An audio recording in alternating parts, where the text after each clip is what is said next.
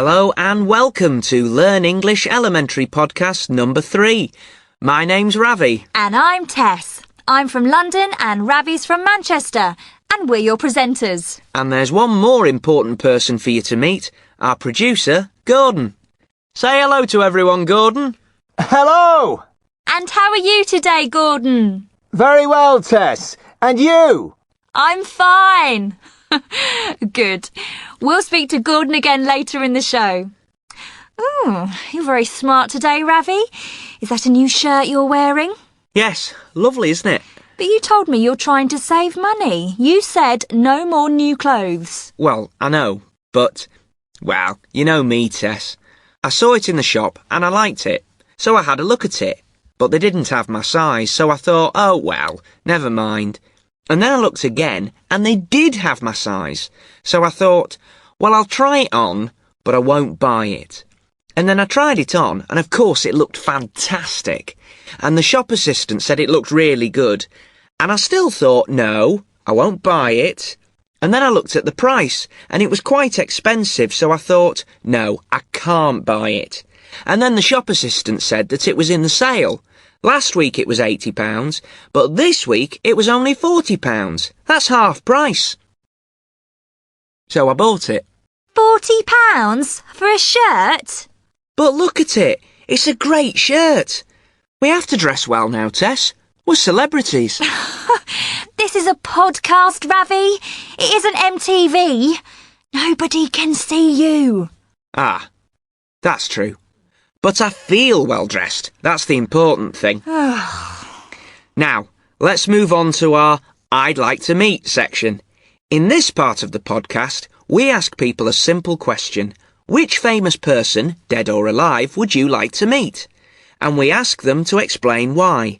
And today on I'd Like to Meet, we've got Martin with us. Hello, Martin. Welcome to the podcast. Hello, Ravi. Hello, Tess. Hi, Martin. And where are you from? I'm from Glasgow, the biggest city in Scotland. But Glasgow isn't the capital city, is it? No, Edinburgh's the capital city, but Glasgow's a lot bigger. And we call it the shopping capital of Scotland. We've got great shops in Glasgow.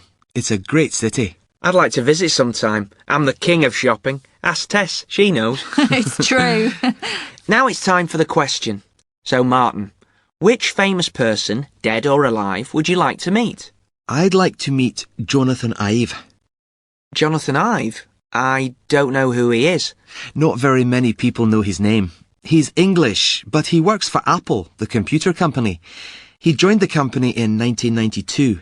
He's a vice president now, I think, and he's the man who designed the iMac and the iPod. Wow!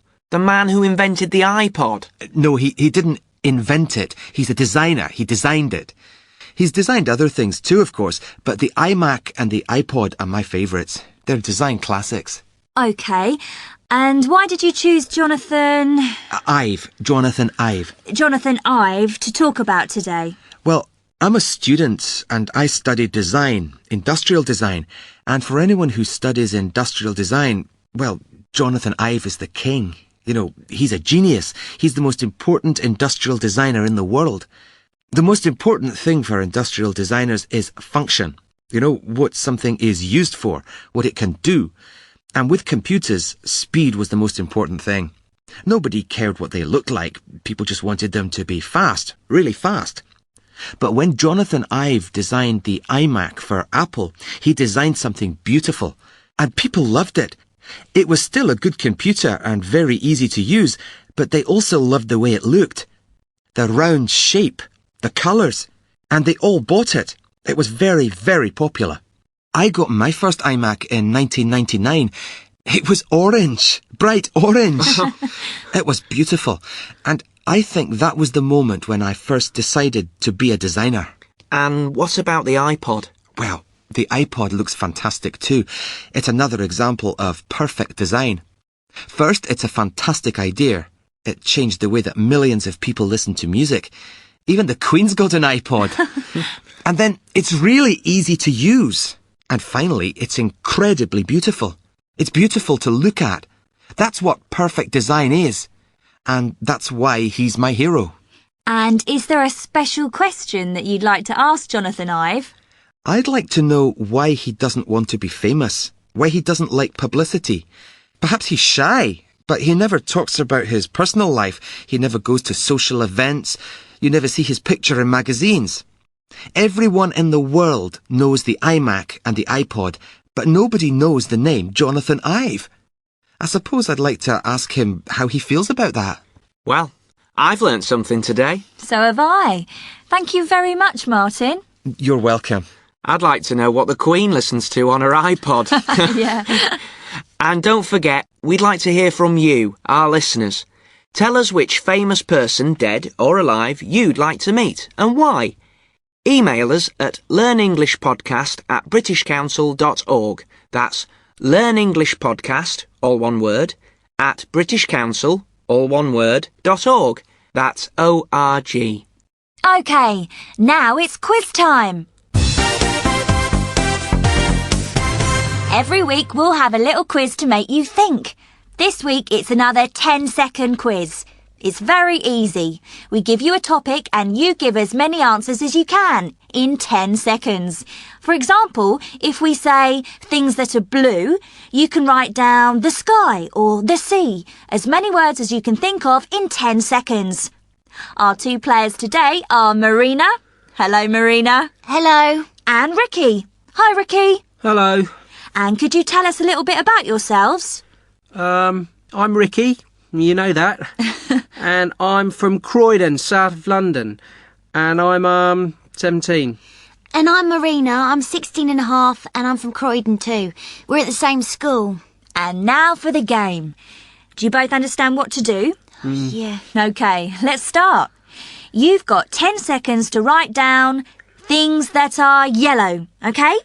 So, for example, you could say banana, OK? A banana is yellow. So, things that are yellow, go!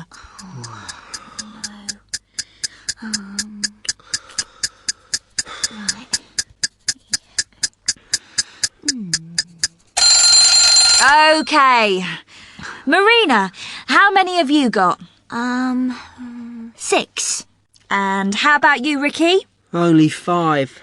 OK, so let's hear your 6 words, Marina. Things that are yellow. The sun. Lemons. Cheese. The moon. Sometimes. Butter. And my hair. Your hair? Can we allow that, Ravi? I think so. Her hair's blonde, I suppose that's yellow. Do you agree, Gordon? Yes? OK, you're the winner, Marina. Well done. Sorry, Ricky. Actually, yellow things is really difficult.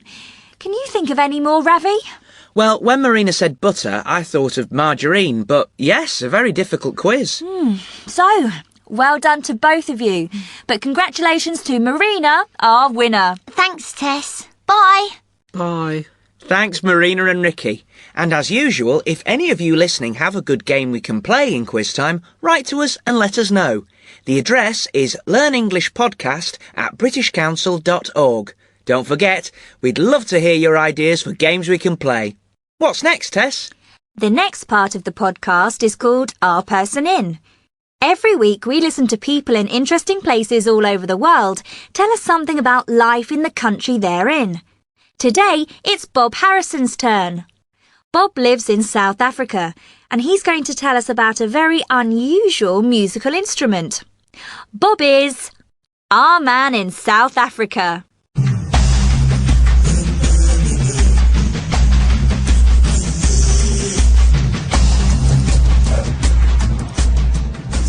If you're a football fan, you'll know that the World Cup in 2010 will take place here in South Africa. When the famous names and the big stars walk out into the stadiums in 2010, they will hear a sound they've never heard before, the vuvuzela. The vuvuzela is almost a musical instrument, but not quite, and you hear it at every football match in South Africa.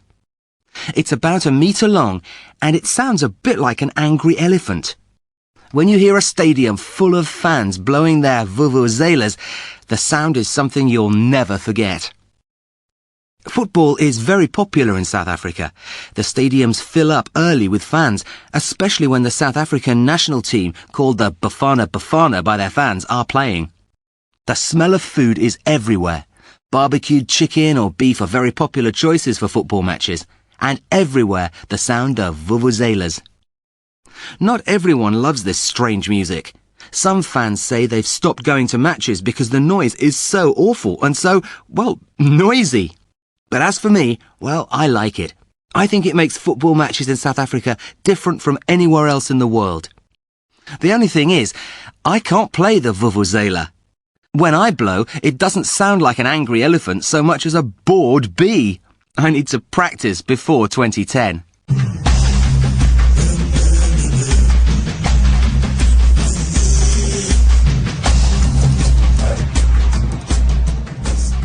So, it will soon be World Cup time again, Ravi. Are you looking forward to it? You're a football fan, aren't you? Am I looking forward to it? I can't wait! And I'd love to go to South Africa to watch it. Those vuvuzelas sound amazing. And barbecued chicken. You'd better start saving your money then. What money? I haven't got any. Exactly. But you like my shirt, admit it. Anyway, we'll hear from another one of our people in the next podcast.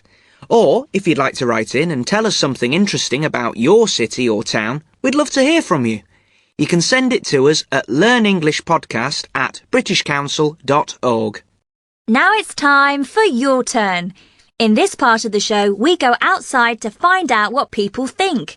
And today, we're going to stay on the subject of football. We've just heard about the World Cup in 2010, but how many people know about another World Cup in 2007? The Women's World Cup. Do you watch women's football, or maybe play it? Do you like it? Is it better than men's football? Why don't more people watch or play women's football?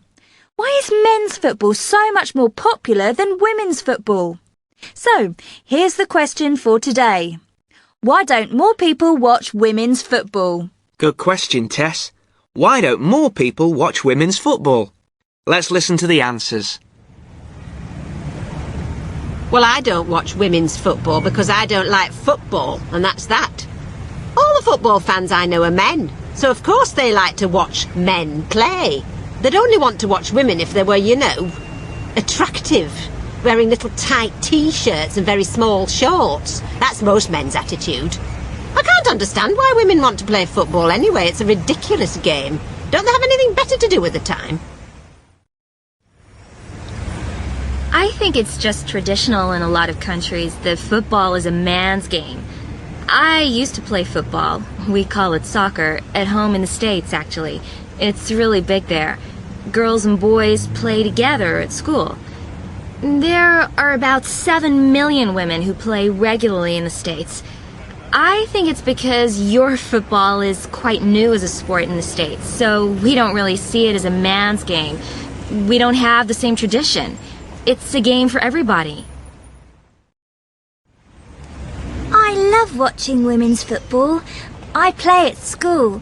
Lots of girls do. My mum says I'm football crazy. I'm in the school team and I want to play professionally one day. Girls play better than boys. They don't lie down on the ground and cry and pretend they're hurt, and they don't argue with the referee all the time. And they aren't violent. They don't try to hurt each other. People don't watch it because they don't know about it. Lots of girls and women play football nowadays.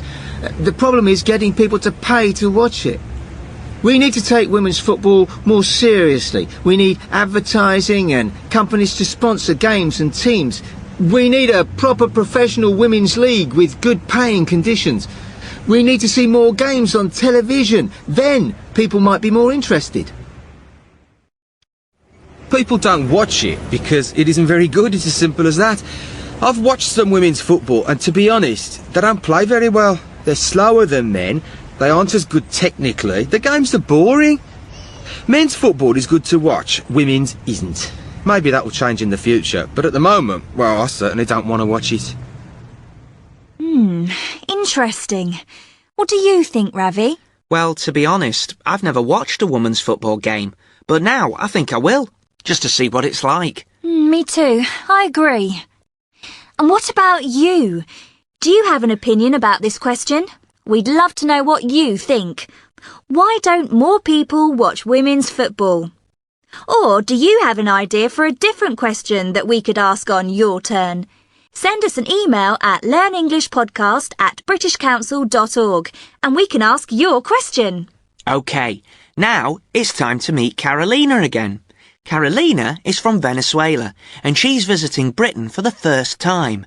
It's a big adventure for her. She's going to live, study and, she hopes, have a good time here in the UK. And we're going with her. In the last podcast, we listened to a conversation that Carolina had at Heathrow Airport in London. Do you remember what happened, Tess? Yep, she lost her luggage. She was waiting at the lost luggage desk to see if they could find it. That's right. Let's listen to what happened next. Yes, that's right, from Caracas. A blue bag. No, it isn't blue, it's black. Oh, sorry. Black, not blue. Yeah, he's looking for it now. All right. Yeah, that's the name. Yeah, that's right. Okay, yeah, thanks, Ben.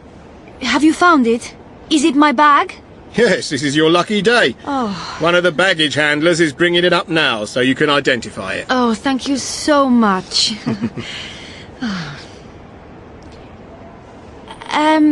I have to get to King's Cross Station to get the train to Newcastle at 8 o'clock. How long does it take? Have I got enough time? By tube or train? Tube? I don't understand. The underground. You know, the metro. Oh. We call it the tube here. Yes, on the tube. Oh, you've got plenty of time.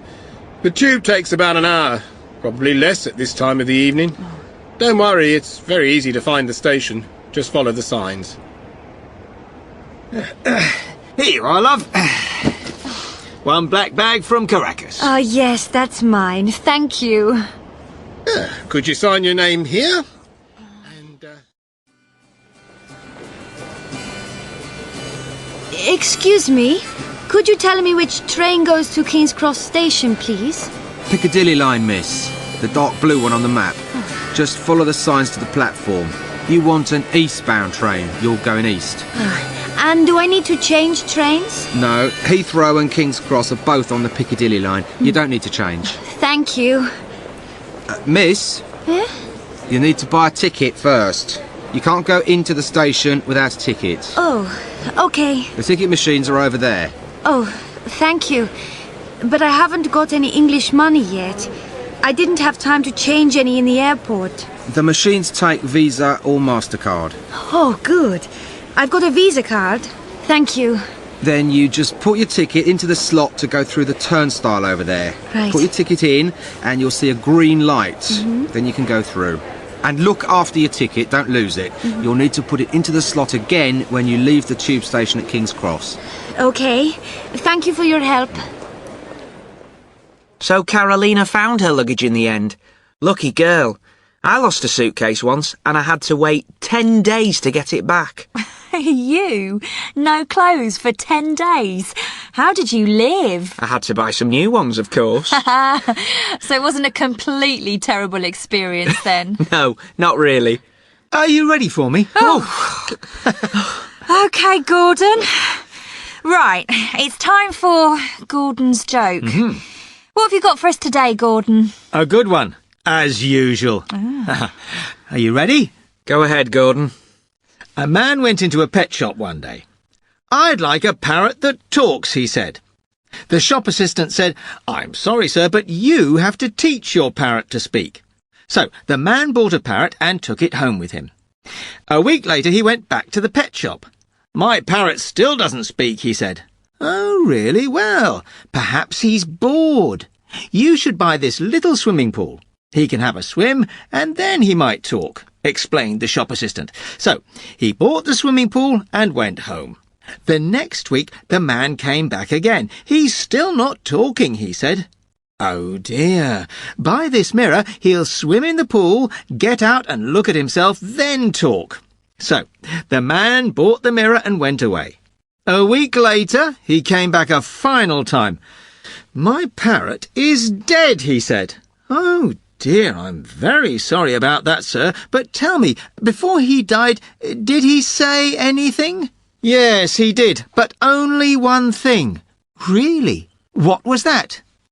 "Give me food." Oh, Gordon, that's horrible. He didn't give it any food. Oh, poor parrot. And that's the end of this part of the show. We're going now, but please don't go away.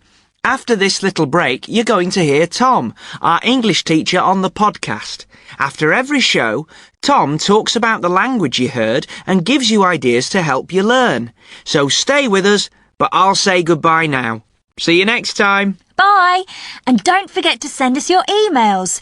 Here's that address one more time. It's learnenglishpodcast@britishcouncil.org.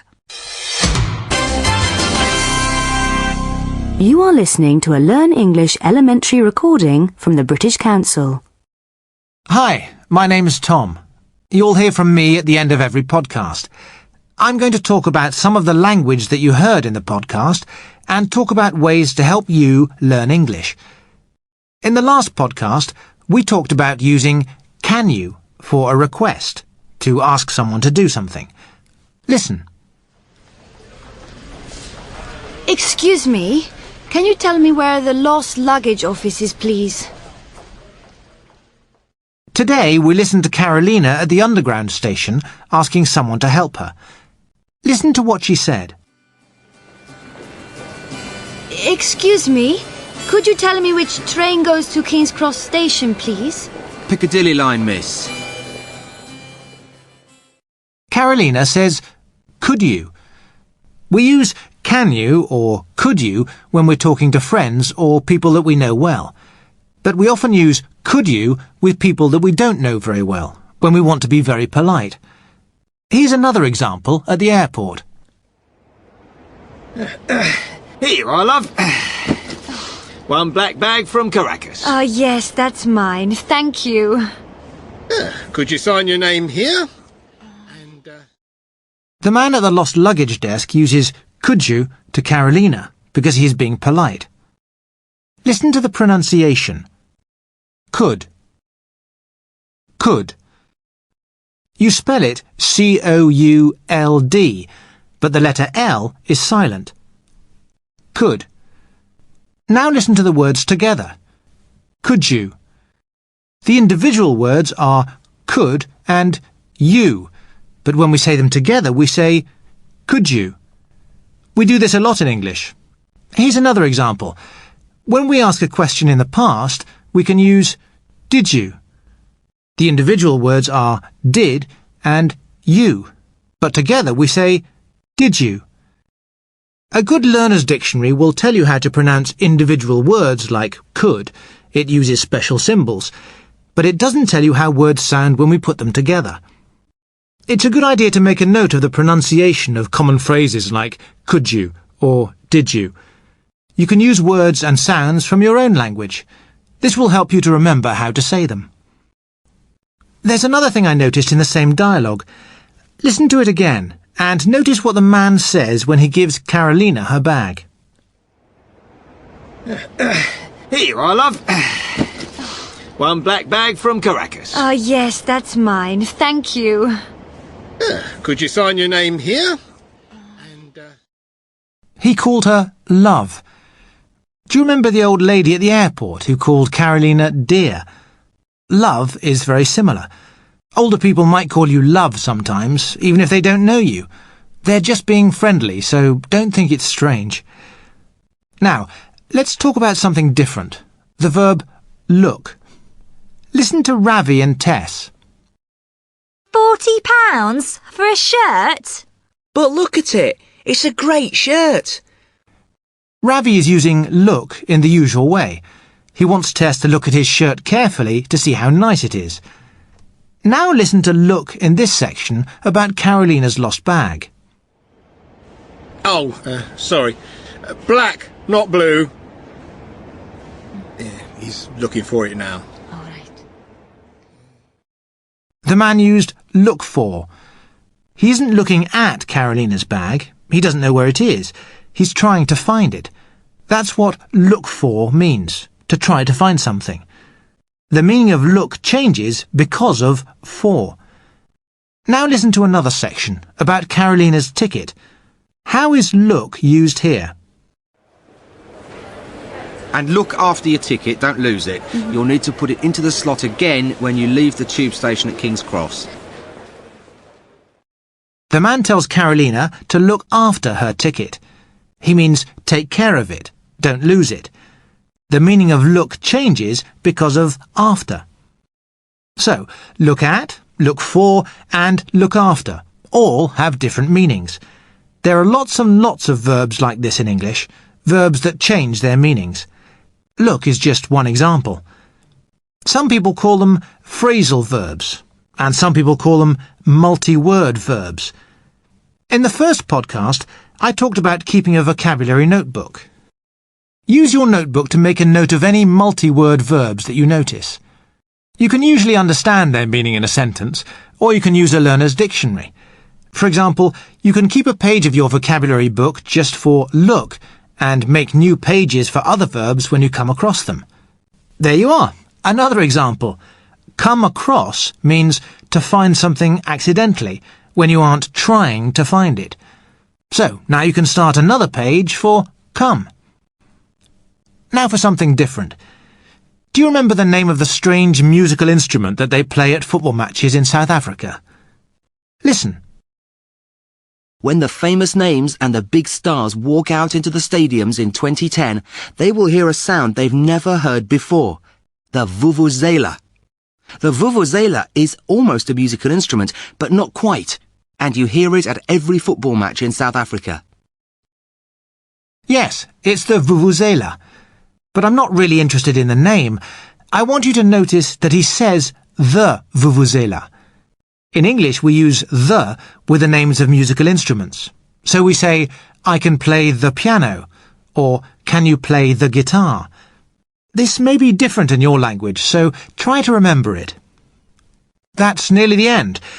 Just one more thing before I go.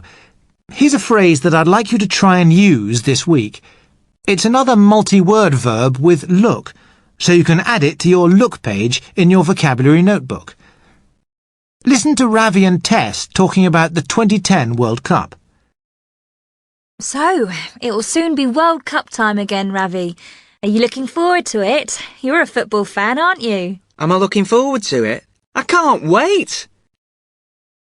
Ravi is looking forward to the World Cup. He's excited about it. He loves football and he's going to really enjoy watching it. Can you translate look forward to into your language? Try to use it this week. If someone says to you, are you coming to the party on Saturday? You can say, yes, I'm really looking forward to it.